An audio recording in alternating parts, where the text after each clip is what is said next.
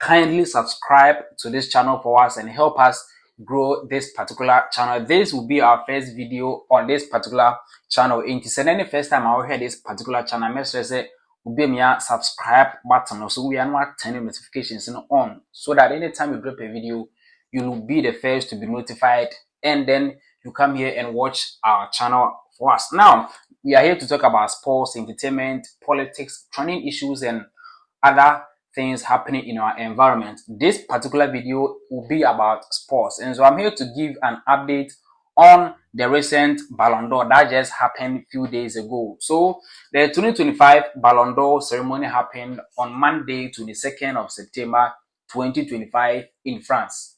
So as football lovers, or as people who follow football, sports, or specifically football, and have love for football, we have all been following the Ballon d'Or for years, since the era of the likes of Cristiano Ronaldo, Lionel Messi, and all the other great football legends. Now, this year's award, the PR or the conversation was crazy.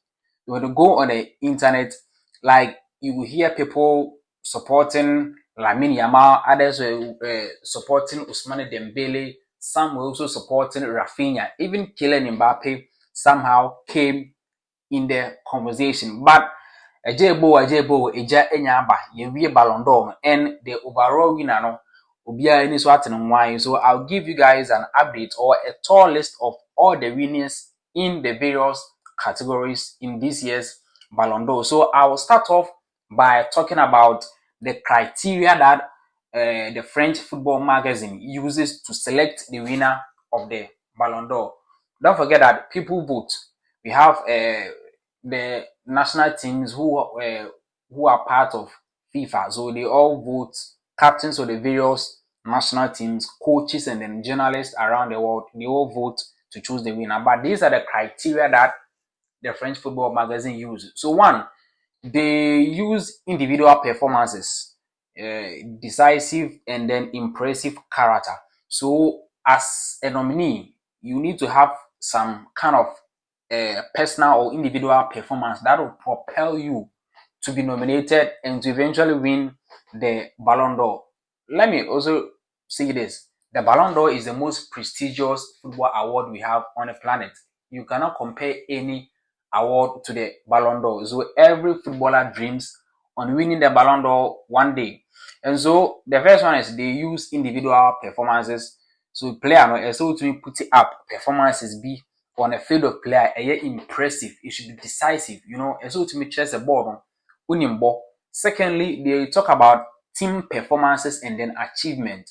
So as you play with a team, club, and then countryside, how is your performance helping your team, whether your national team or your club side? How is your performance pushing your team to win something? And then the third one is class and then fair play. As a footballer, you need to be disciplined on and off the pitch. So your attitude towards other players on a pitch, your attitude towards fans on a pitch, your attitude towards officials, everyone on and off the pitch, you need to be fair and in discipline. So these are the three criteria that the Ballon d'Or or the French football magazine uses to select the winners of the Ballon d'Or, the various awards in the Ballon d'Or. So I'll start off with the Yashin Trophy for the male side. So the Yashin Trophy goes to the best goalkeeper within the calendar year, and so the Yashin Trophy was won by Gianluigi Donnarumma. Recently, he joined Manchester City from Paris Saint-Germain. He is one of the best goalkeepers we have on the planet. So Donnarumma won the 2025 Yashin Trophy. This is the second time he's winning it. Remember, he won it back in 2021, and he has won it again in 2025 as well.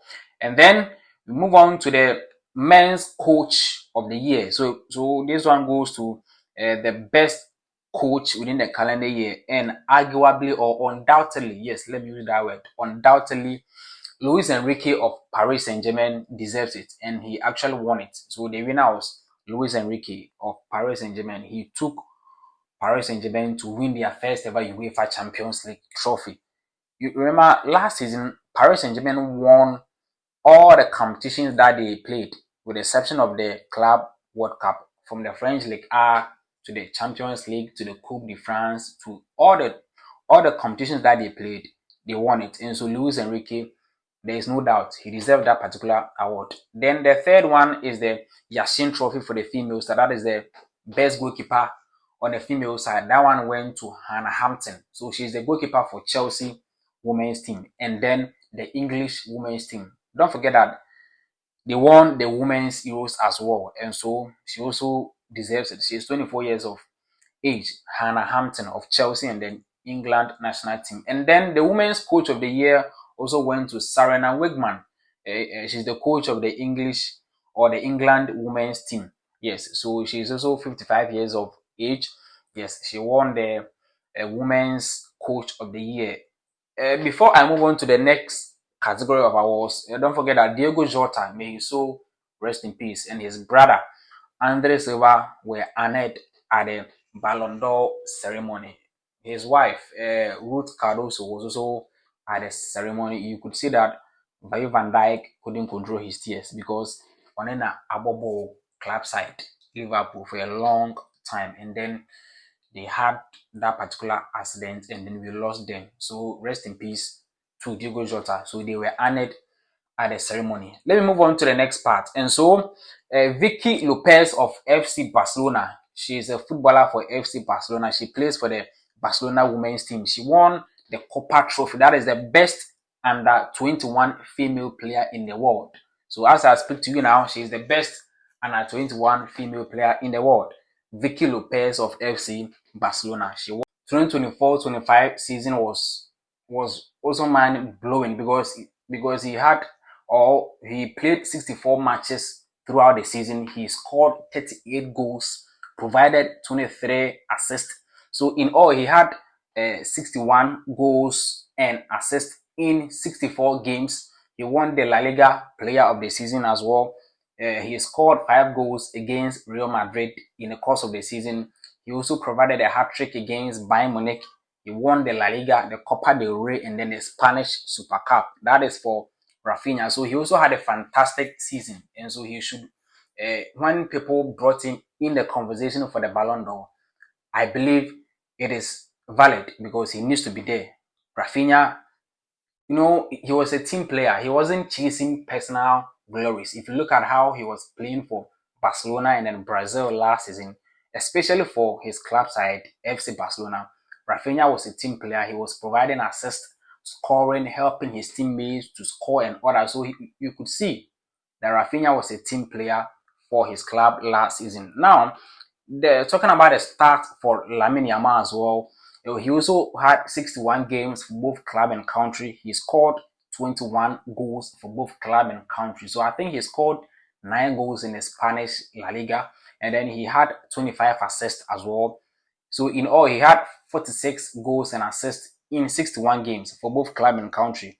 He won the La Liga Young Player of the Season. He won the Spanish La Liga, the Copa del Rey, and then the Spanish Super Cup. And then the overall winner, Ousmane Dembele, he also had 59 matches or games, scoring 37 goals with providing 14 assists.